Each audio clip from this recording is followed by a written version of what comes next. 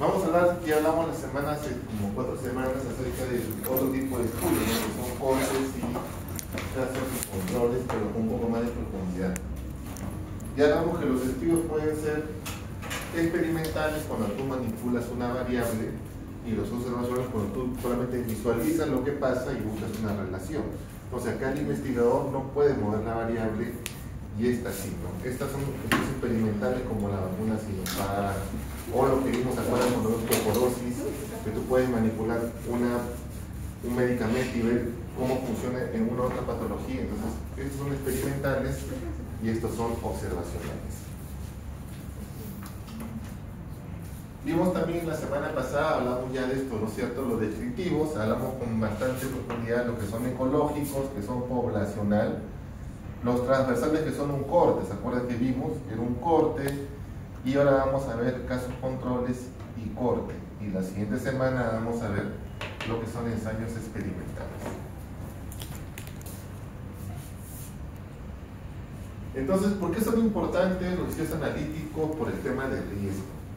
El riesgo implica la presencia de una característica o factor que aumenta la probabilidad o consecuencia. Como siempre decía, hay personas que se enferman y hay personas que no se enferman, a pesar de que ambas tienen un agente, ¿no? Un agente de exposición y están en un mismo ambiente.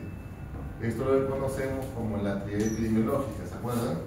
Es el agente, además el huésped y el ambiente.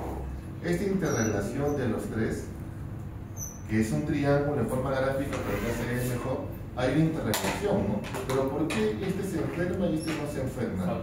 Porque hay factores de riesgo, exactamente.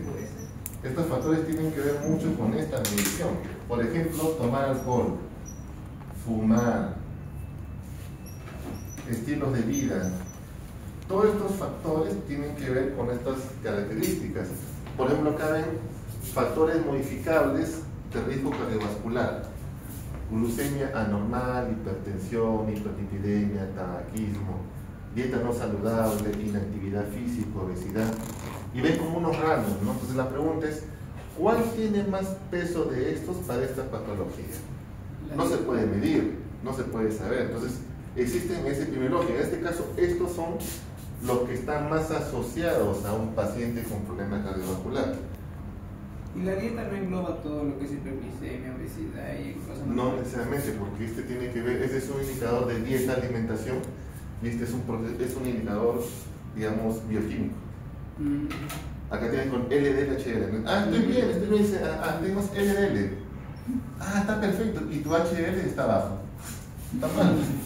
Usualmente pasa esto, ¿no? Cuando hay colesterol, hay personas que son flacas, así, no tienen nada, y cuando la tomas tienen 300 de colesterol, 400 de colesterol. ¿Y cómo te cuentas? Cuando estás comiendo, pues te vas mareado, así. Entonces, eso es importante, porque si se llena LDL, ¿qué pasa con tu cañería? Se llena de... Disminuye, pues, ¿no? Exacto, disminuye, y como no hay barrendero, ¿qué pasa con una tubería? Cuando se va acortando y pasa el agua, ¿qué hace? Hace más fuerza, y cuando pasa fuerza, ¿qué produce?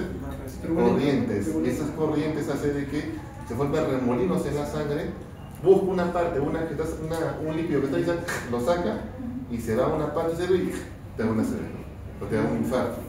Entonces, eso es lo que ocurre. Entonces, para saber cuál es peor de estos, no se puede medir, lo que usamos son medidas epidemiológicas.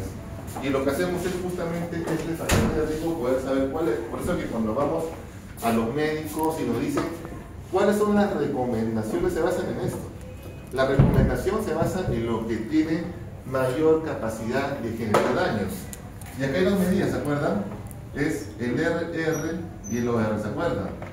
¿Esto qué cosa? ¿Qué tipo de estudio es este? ¿Se acuerdan? Este es una corte, ¿no es cierto? Y este es caso control. Entonces, esta te dice, ¿se acuerdan cuántas veces más ese factor va a producir daño? Si es un RR de 4, de 5, de 6, es 6 veces más la probabilidad de que esta persona le haga daño. Entonces, si ese factor es alto, como en este caso, yo tengo que hacer algo, ¿no?, para evitar que esto ocurra. O sea, no solamente llegar a este paciente, sino que desde antes comenzar a hacer una intervención comunitaria o desde que son niños para poder cambiar estos hábitos. Por ejemplo, dieta no saludable, ¿no? Hasta en McDonald's ahora hay dieta no saludable. ¿Has visto que hay la cajita con la manzana que había? Y yogur también. Con yogur. Entonces parte de un proceso, entre comillas, que es comida chatarra, pero ya con la manzana, como que dicen ya, estamos comiendo algo, ¿no? Entonces, pero al menos están metiendo algo, ¿no? O han visto los octógonos, ¿no? En las comidas no había. Los octógonos también son importantes para el tema de la alimentación. Ya está muy bien. No en todo el país hay eso. No todo el país toma esa medida de los octógonos. Claro, es difícil porque tienen que pelear con las industrias. Entonces la industria no le conviene no vender, a mí me conviene vender. Entonces yo le pongo un octógono y como dice, oye, ojo, mira. Entonces hay un tema legal y político con las empresas. Igual que leche materna, ¿no? ¿Qué se aconseja? Que todo el tome leche materna. ¿Y por qué tantas leches maternizadas? En Fabro, en familia y toda la leche. Porque les conviene vender. Si practicamos leche materna ya no habría leche suplementaria. Entonces es un tema político y sobre todo el negocio, ¿no? Es bien complicado, pero eso es lo que ocurre usualmente. Entonces estos son factores de riesgo. Estos factores de riesgo tenemos que ver, recuerden esto es lo importante que pregunta en el examen número 3. Hay riesgo absoluto y riesgo relativo. El riesgo absoluto mide la incidencia del daño en la población total.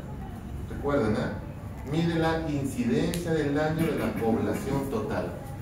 En cambio relativo, compara la frecuencia con el que ocurre el daño entre los que tienen el efecto de riesgo y no tienen riesgo. O sea, este es el total y este es cuando ya compara. ¿Ok? Miren, recuerden porque al final es un examen. Uno mide la incidencia del daño y el otro compara la frecuencia. De otros estudios que hemos visto, el principal, vamos a ver, es el de corte. Es el que se diseñó, es el que es mejor diseñado, el que comenzó a hacer investigaciones, pero que luego se pasó otra como caso control porque es más fácil. Se llama también estudio de seguimiento, estudio de incidencia, estudio longitudinal o de panel. Vamos a poner un ejemplo. ¿Se acuerdan? Vamos a hacer una pregunta pasada. Personas, estudiantes de la Universidad Continental. ¿Okay? Estudiantes de la Universidad Continental.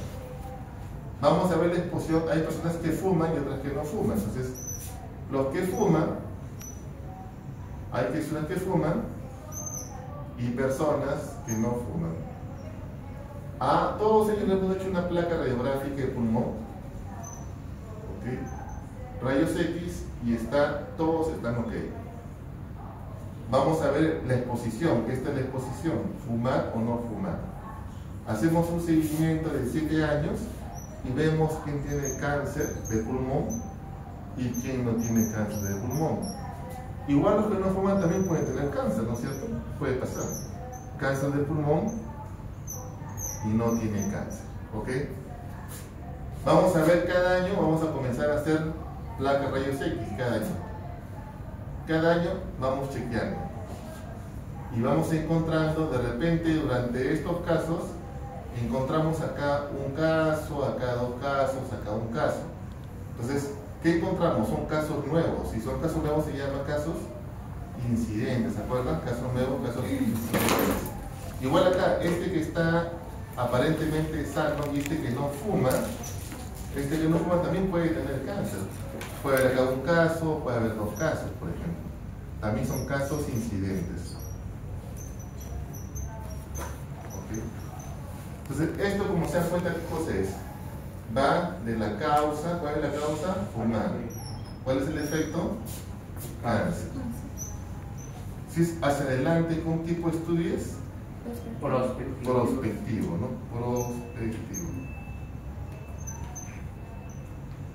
Miren, es mucho tiempo, ¿no? Entonces es mucho tiempo y muy costoso. ¿Se acuerdan que decíamos? Porque tienen que invertir en seguir a los pacientes. Entonces, esto se llama de seguimiento porque sigues expuestos y no expuestos. De incidencia porque buscas casos incidentes. Longitudinal porque dijimos la semana pasada, ¿no? Transversal, ¿se acuerdan? Transversal es una sola mirada. Longitudinal son varios cortes. 1 año, 2 años, 3 años, 4 años, entonces es longitudinal. Y de panel, porque esto también se llama panel. Es una corte, la corte de estudiantes o el panel de estudiantes. Entonces los sinónimos están relacionados con lo que se hace en el estudio, ¿no? Y en inglés también, cuando busquen en inglés, existen todas estas características. Las más comunes son estos dos, ¿no? Sobre todo el follow-up study, que es el más común en encontrar de los estudios que se hacen. Estos son mejores estudios porque el investigador observa con detenimiento lo que va pasando. Tú vas chequeando, vas mirando lo que vas encontrando. Y tú puedes ir apuntando, anotando y verificando. Estás seguro que es lo que ocurre. En cambio, el caso controles hacia atrás, ya no puedes ver, solamente vas a recopilar lo que alguien hizo. Esa es la gran diferencia, ¿no? ¿Qué más? Entonces, este estudio tiene que ver lo que hemos hablado, ¿no? Que es de una corte que estamos pensando, en este caso estudiantes de la Continental, y nuestra suposición que hemos visto en nuestro estudio es que mucha gente fuma. Entonces, alumnos que fuman y que no fuman, ambos sanos, tienen que estar ambos sanos. Alguien está con cáncer, otro problema, lo sacamos de la corte. Tienen que estar iguales. El seguimiento de 7 años va a permitir identificar a estos pacientes. ¿Y qué puede pasar? Tener la enfermedad, se puede morir, se puede recuperar, dependiendo del objeto que estamos haciendo, uno identifica, ¿no? Hay personas que ya tienen cáncer y vemos sobrevida, por ejemplo, con un medicamento. También es otra opción. Pero en este caso, lo que vamos a ver es presencia de enfermedad, de que tengan cáncer al final. ¿Cuántos tienen cáncer y cuántos no? De los que fuman y no fuman.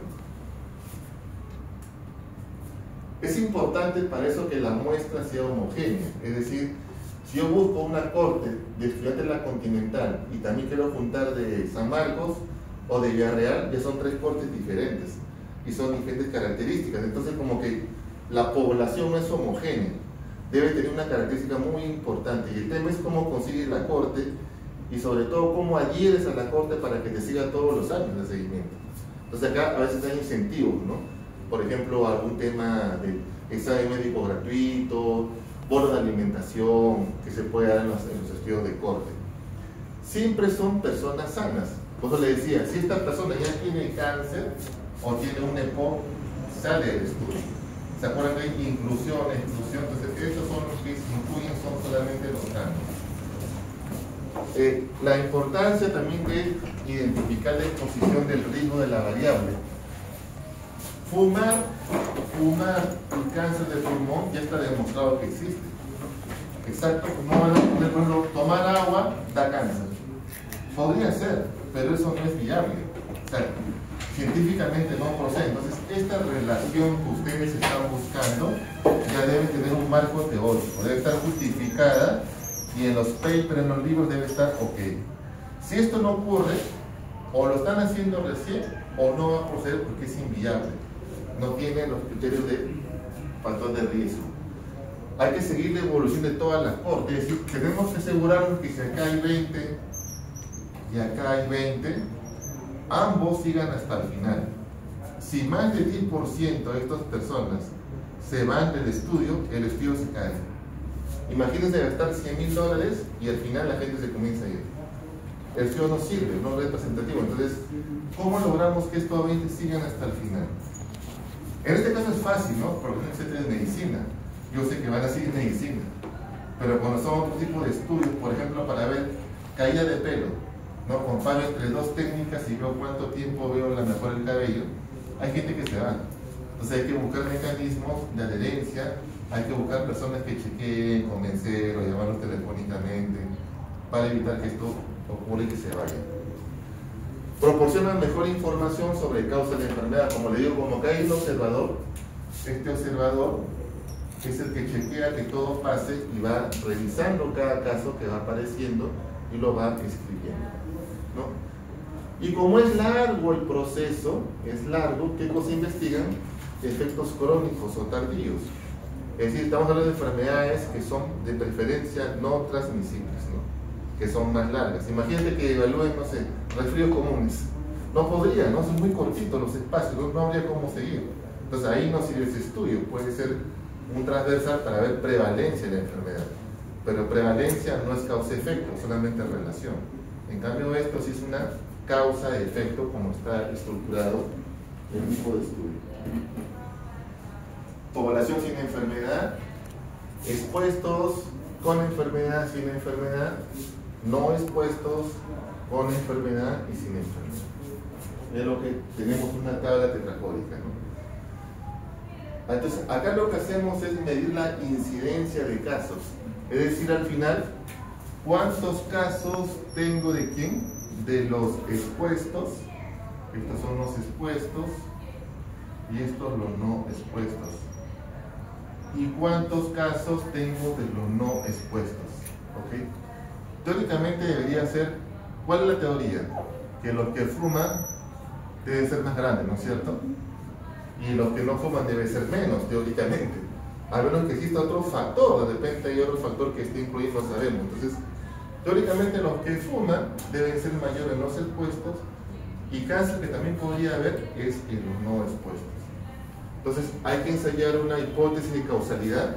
Ya sabemos que la exposición de qué depende. Depende de la marca, de la cantidad.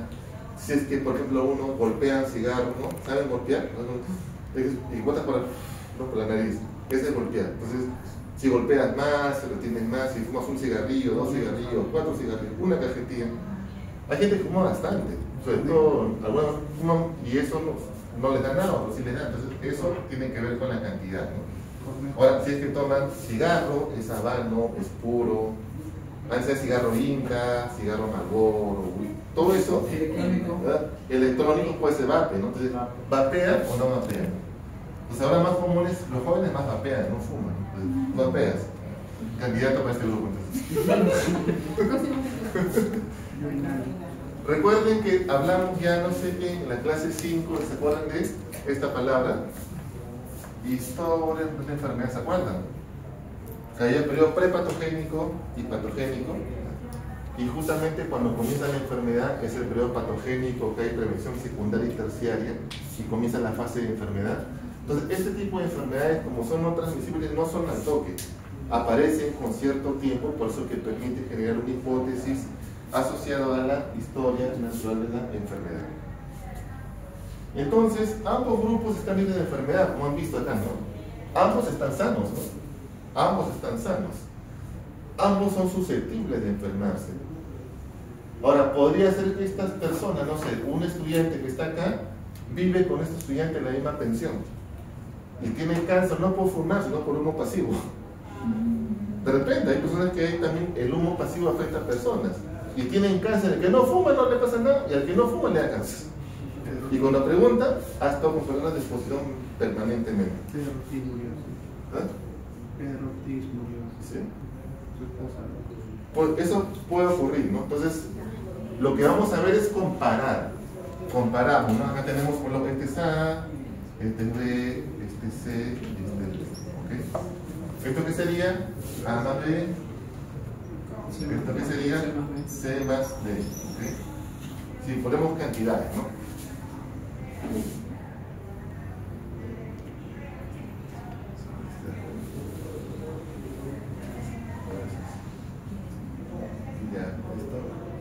Entonces, hay algunas desventajas de este estudio. ¿Cuáles son las desventajas? Que es complejo porque tienes que identificar y seguir el estudio. Es muy largo, mucho tiempo, no son útiles para investigar enfermedades de baja prevalencia. Para baja prevalencia de estudios no sirve, ¿no? Baja prevalencia no sirve. ¿Por qué? Porque si la prevalencia es bajita, o sea, la enfermedad es muy corta, ¿qué cosa voy a seguir si es muy corta la enfermedad? Se enferma, se cura, se enferma, se cura, ya no hay cómo seguir, entonces no nos sirve. Y sesgos de información, sobre todo para la identificación, de acuerdo al conocimiento de la enfermedad, también puede ocurrir en el tiempo. Ellos pueden comenzar a leer del informe y decir, no, uy, ya no respiro bien, tengo cáncer, o tengo sintomatología. Entonces, hay sesgo de información que puede recopilar el observador y podría confundirlo. Pero frecuentemente acá es varios observadores, varios monitores que siguen a las personas para poder determinar estos pruebas. Entonces, ¿qué tenemos? Tenemos expuestos, tenemos no expuestos. Entonces, ¿cómo es el cuadro que se hace? Enfermos y sanos. En este caso, los enfermos que son con cáncer, ¿no es cierto? Cáncer de pulmón. Los sanos son sin cáncer de pulmón, ¿ok? ¿Cuál es la exposición? Fumar. La no expuestos es no fumar, según nuestro cuadro, ¿no? Entonces, en este cuadro ya tenemos los expuestos y fuman, serían A. Los que fuman y no tienen cáncer, B. Los que no fuman y tienen cáncer, C. Los que fuman y no tienen cáncer, D. Se supone que esto debería ser lo correcto, ¿no? Los que fuman con cáncer y los que no fuman son los que no tienen, ¿se acuerdan? Los verdaderos positivos, ¿se acuerdan? Y los verdaderos negativos. En las que hemos visto cuando vimos falsos positivos, ¿se acuerdan? Estos son los verdaderos positivos y los verdaderos negativos, porque son verdaderos y positivos. Mami, ahora, ¿qué tenemos que hacer? Entonces, de esta información tenemos que hallar la exposición. ¿Y cuál es la exposición que hallamos? Es la incidencia de expuestos sobre la incidencia de no expuestos. Es decir, ¿cuántos casos de los expuestos tenemos? ¿No es cierto? Y la cantidad de casos de los no expuestos. Esta relación se llama riesgo relativo, ¿no? Estamos comparando casos de los expuestos y casos de los no expuestos, una comparación. Esta comparación se llama riesgo relativo y comparamos una población con exposición y sin exposición. Eso es lo que se hace en forma regular en este tipo de estudios, ¿no? Por ejemplo, acá en el caso de usar sulfato de magnesio en preeclampsia. ¿Saben qué es preeclampsia? ¿Qué es preeclampsia? ¿Tú debes saber? Hipertensión En el embarazo. Hay dos formas, ¿no? Hay preeclampsia y hay eclampsia, que es más severo. Usualmente las personas que estaban en preeclampsia luego pasaban de eclampsia y convulsionaban. Entonces, cuando convulsiona, ¿qué pasa con el útero? Se contrae. Si se contrae el útero, ¿qué pasa con las arterias uterinas? Se estrechan.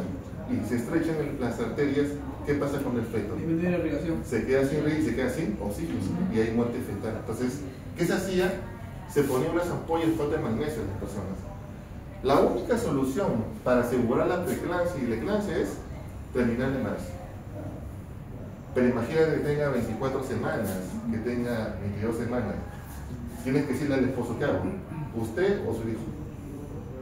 Es un tema ético, ¿no? Entonces ahí depende mucho de cómo es la situación, hay que ver qué se puede hacer. Ahora, hasta las 22, 20 se puede sacar un niño, pero a veces quedan muchas secuelas. De los pulmones, ¿no? Ajá, no respira, ahora hay tensioactivos.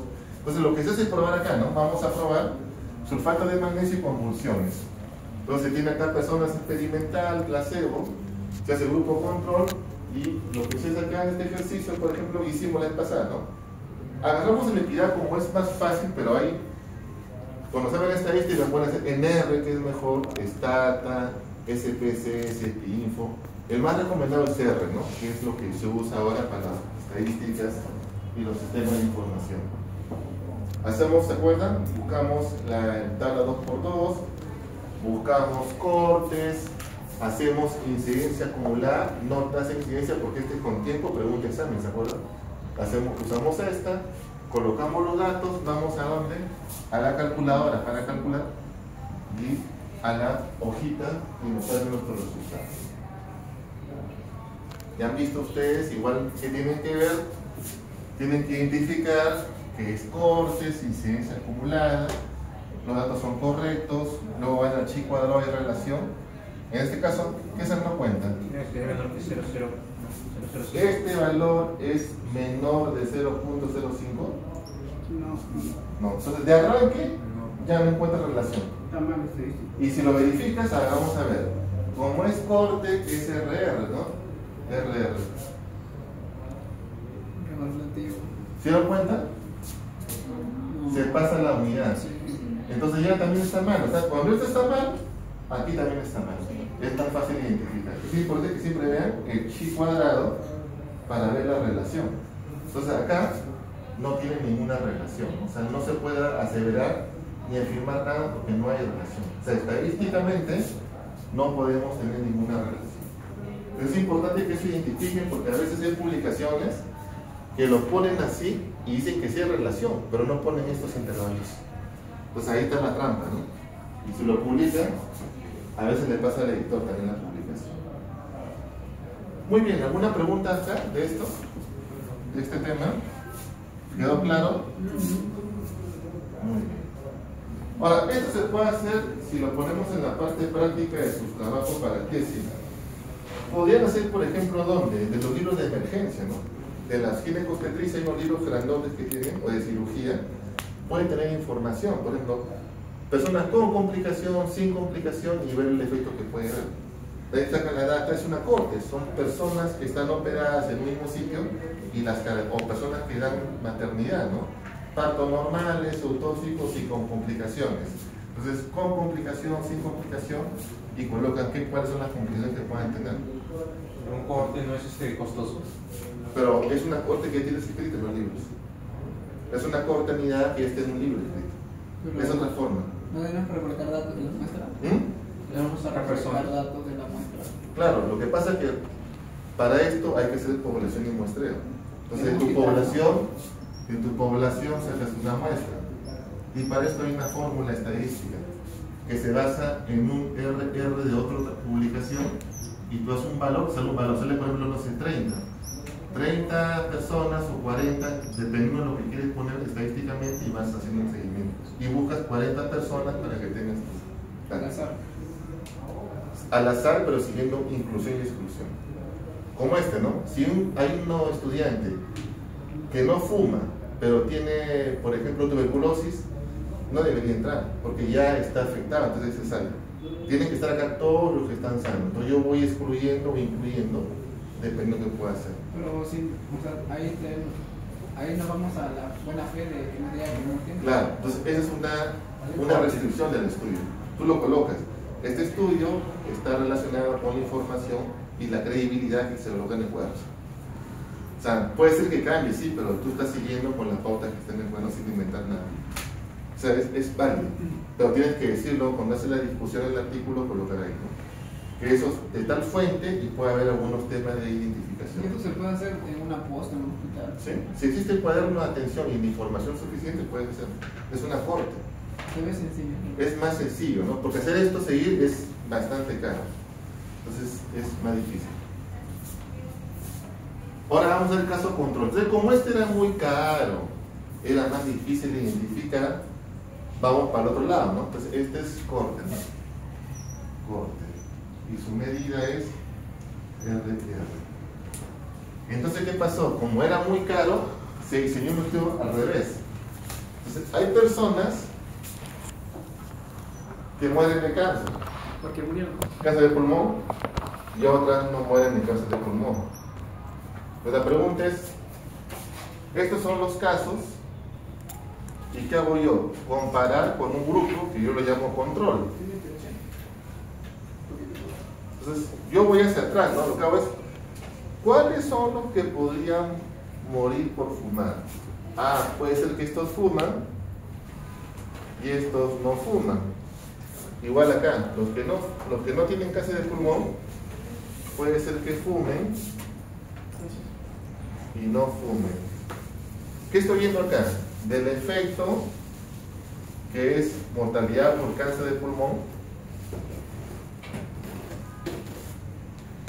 Me estoy buscando ¿dónde? Hacia atrás, ¿no?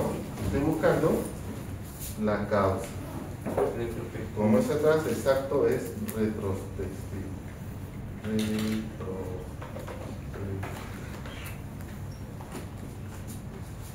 Y lo que hago es buscar las causas de fumar. Es cierto que el cáncer no solamente se produce por fumar, puede haber otras causas que yo puedo determinar y puedo también ir colocando por cada una de las causas, tener mayor variabilidad para encontrar. Entonces, esto es el inverso, ¿no? Es lo que se llama caso control o casos y testigos. Y la idea es que para estos casos y control, como es hacia atrás, ¿qué pasa? Acá no hay incidencia, ¿no es cierto? Porque no sé cuántos casos, la incidencia es casos nuevos. No hay incidencia. Este es menos costoso y es menos tiempo, pero son de fuentes secundarias, usualmente. O sea, las fuentes secundarias tienen algunos problemas, ¿no? Que depende de la calidad del dato. Por ejemplo, la historia clínica. Los médicos son los peores que registran, ¿no? Hay letra de médico, un escuchado, que es lo peor, no se entiende nada. Rodan. ¿Eres de médico? Ah, sí. Ya, entonces, es un candidato, ¿no? Letra de médico ya te escribe mal. Pero eso ha mejorado ahora con el tema de historia clínica electrónica. Pero igual, los médicos antiguos no quieren registrar. Porque no es tan sencillo, ustedes son ya innatos en tecnología. Los médicos de mi época igual se resisten a escribir. Entonces la información no existe, si hay mucha información que no existe, no pueden hacer hacia atrás, ¿no? ¿Qué van a buscar? Entonces ahí tiene dificultades. Entonces, esto en inglés también, estos más o menos son más fáciles que estos. En las publicaciones casi esto es el 20% al 30% de la publicación internacional. Son casos y controles, pero ambos son buenos porque generan factor de riesgo, ¿no? Que es lo que queremos para la medicina, es factor de riesgo. Entonces acá está la población de estudio, ¿no es cierto? Que igual acá vamos a poner los estudiantes de la Continental, y de estos estamos viendo los que tienen cáncer de pulmón, sin cáncer de pulmón. Es la misma foto, ¿se dan cuenta? Pero a la inversa. Esta foto es de aquí hacia adelante y esta foto es de aquí hacia atrás. Entonces yo tendría que tener información, por ejemplo, de los estudiantes enfermos o de la corte hacia atrás. Si acá abajo tengo un centro clínico que me tiene la información permanente, yo podría sacar la información. Entonces lo que tengo que ver acá es que hay información. Y lo importante es comparar. Si acá es un hombre de 20 años, el control es un hombre de 20 años. Ideal es que sea de 1 a 3. ¿Ok? Es el mejor, de 1 a 3. Si hago de 1 a 4, 1 a 5, ya no encuentras una eficacia. Lo que se recomienda, el máxima eficacia es de 1 a 3 la proporción de casos con controles. Pero que sean la misma edad y el mismo sexo, que se llama apareamiento, ¿no? O sea, la misma edad y sexo permite realmente mejorar el diseño del estudio para evitar los sesgos que ese no tiene. Haciendo esto puedo mejorar el sesgo de la información de caso control. Profesor, disculpe, ¿qué dice ahí? No veo bien. No hay, ¿qué dice? Aquí también. No hay incidencia. Aquí no hay incidencia porque es hacia atrás. Acá si hay incidencia porque es hacia adelante. Yo veo casos nuevos. Acá lo que yo trato es de cambiar, ¿no es cierto? Es hacer lo inverso. Los casos son sujetos que desarrollan el evento, los controles son sujetos que no controlan. Encontrar casos es sencillo realmente. El problema está en el control. A veces controlamos con personas fallecidas, por ejemplo. Hay que buscar en las defunciones, por ejemplo, muerte por vacunación o por diarrea. No encontramos casos que se mueren y otros que no, y no encontramos en las... Tenemos que ir a los cementerios para encontrar que sea un control que pueda aparecer. Entonces es un poco complicado realmente. Si el control no es muy bueno, como que el estudio puede tener algunas debilidades, ¿no? Que eso también se puede colocar en la difusión, se coloca para informar al lector. Entonces, estos son más rápidos, menos tiempo, menos costosos, útil del estudio para enfermedades con largos periodos de inducción, ¿no? Imagínense que esta enfermedad fuera 40 años. Tendría que hacer 40 años de seguimiento, ¿no? Entonces no sirve. En cambio, como esta información hacia atrás, yo puedo buscar historias clínicas hacia atrás. Entonces es útil. ¿Para qué? Para largos periodos. Útil para largos periodos de inducción. Largos periodos de inducción de la enfermedad. Mientras más largo sea, como yo voy hacia atrás y encuentro historias clínicas, más fácil de hacerlo. Este es caso control. ¿Qué más? No es necesario esperar durante mucho tiempo para la respuesta, porque realmente yo puedo encontrar más rápido estos casos en las historias clínicas o en los documentos, y requiere el menor número de sujetos en quienes puede profundizar. Estos son menos muestras que el otro, ¿no? Este es un poco más estricto para el seguimiento y la corte que tengo aquí. ¿Qué más? Pregunta de residentado médico. Siempre ponen esta pregunta de residentado. ¿Cuál es el método que se usa para enfermedades raras? Este es útil para enfermedades raras. ¿Ok? ¿Por qué son útiles? Porque como son enfermedades que tienen largo periodo de inducción o son medias raras, no vas a encontrar en tanto tiempo hacer un estudio de 30 años. Haces este, ¿no es cierto? Haces un estudio que es más fácil hacia atrás buscando información. Entonces, para enfermedades raras, usualmente usamos caso control. Evalúa múltiples factores de riesgo. ¿Se acuerdan? Cáncer de pulmón, pero puede tener fumar o otra característica. Entonces, también ve, evalúa múltiples factores. Múltiples factores. ¿Qué más? Estima cercanamente el riesgo relativo verdadero. O sea, el OR y el ER es casi parecido. No es igual, mejor es el RR, es un estudio mucho más alto, pero es muy parecido el valor en la aproximación. No se puede calcular incidencia, ¿no es cierto? Acá no hay incidencia porque es hacia atrás que dijimos. Puede existir sesgo, sobre todo acá, hay sesgo de memoria, ¿no? La memoria es muy frágil. Por ejemplo, les pregunto, ¿qué han almorzado el lunes? ¿Se acuerdan? El lunes que han almorzado. A menos que vamos a decir lo mismo, ¿no? Frijoles con arroz todos los días. Puede ser, la clásica, ¿no? O pollo, ya. Acá hay sesgo de memoria. Como es hacia atrás, tú le preguntas, señora, tal cosa, se puede confundir. A menos que es un evento bien importante que sí lo recuerda. También hay selección, como les comentaba, porque cuando construimos estos controles, tú tienes que seleccionar y aparear para que sean lo más parecidos los casos y controles y puedas hacer la comparación. No hay temporalidad. Recuerden que como acá sí tú puedes chequear la temporalidad, aquí es difícil ver temporalidad, ¿no? Es un poco complicado porque es hacia atrás solamente a recolectar información. Entonces, ¿qué hacemos acá? Del caso y control igual encontramos. ¿Se acuerdan acá? Enfermo y no enfermo, ¿no? Aquí es el caso, aquí es el control. Este es como el enfermo, ¿no? El enfermo y no enfermo. Y aquí encontramos la exposición.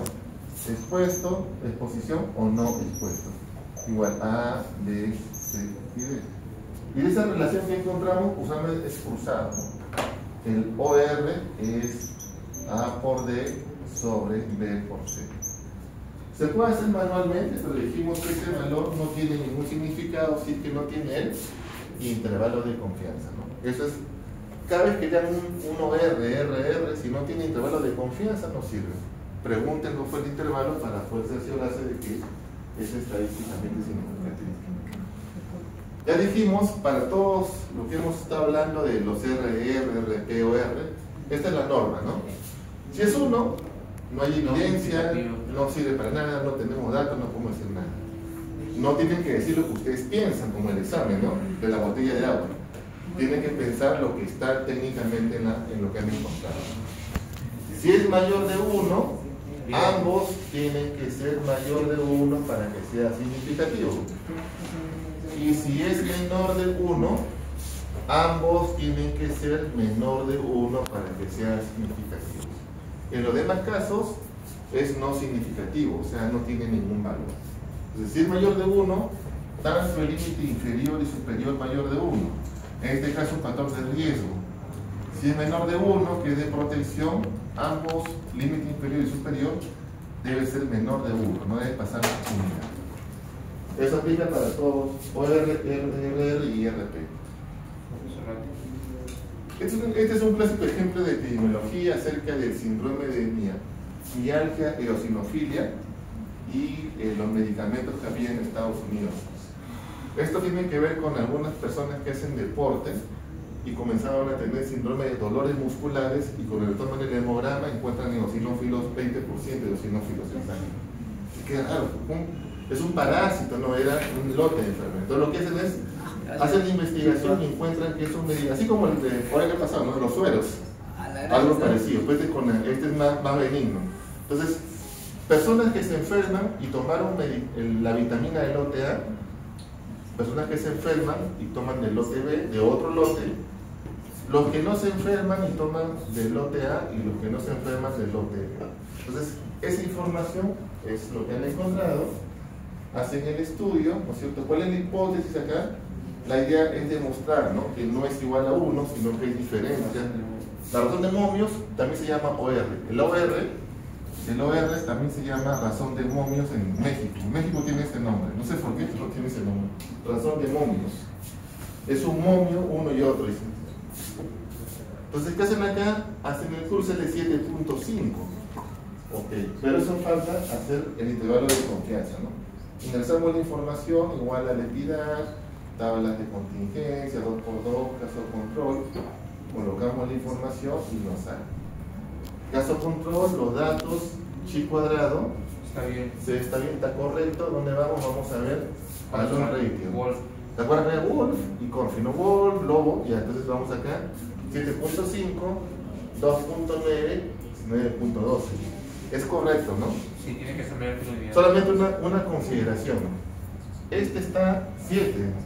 Mira el valor que tiene, 19.2. Acá significa que la muestra está muy dispersa. O sea, no es tan homogénea. Habría que verificar los valores de la población para que este valor sea más pequeño. Mientras más cercano estén los intervalos, por ejemplo, 7.3 y 8.2, ¿no? En cambio este 2.9 y 19, entonces es muy extenso. Entonces, en la población es muy dispersa y seguro que los valores no cumplen estos criterios que se debe evaluar para asegurar que la muestra esté bien. Por este caso está bien, sería la relación. Entonces, en este caso, las personas o el síndrome de dismorfia mialgia es 7.5 veces más en las personas que consumen medicamento del OTA en comparación con los que no consumen. Lo que hay que hacer es separar el OTA y evitar que las personas consuman para evitar este síndrome de mialgia eosinófila. Muy bien, entonces con esto terminamos. ¿Todo correcto? ¿Ok? ¿Seguro? ¿Por qué usó incidencia acumulada en riesgo relativo? ¿Incidencia En acumulada? entidad usted usó incidencia acumulada en vez de incidencia. No, esa es incidencia. No, acumulada usted usó. Creo. ¿En la entidad? De entidad, sí. Claro, lo que pasa es que en la tabla es la sumatoria de todo. Ah, En cambio, cuando pones tasa de incidencia, la tasa tiene que ver con los días. ¿Te acuerdas que pregunta examen?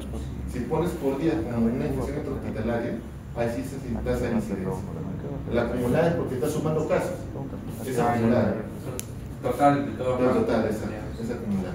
Muy bien, entonces, por un punto en el foro número, ¿qué foro? Foro 10, ¿no? Foro- A ver, vamos a ver. Sí. Listo, a ver si es verdad. A ver.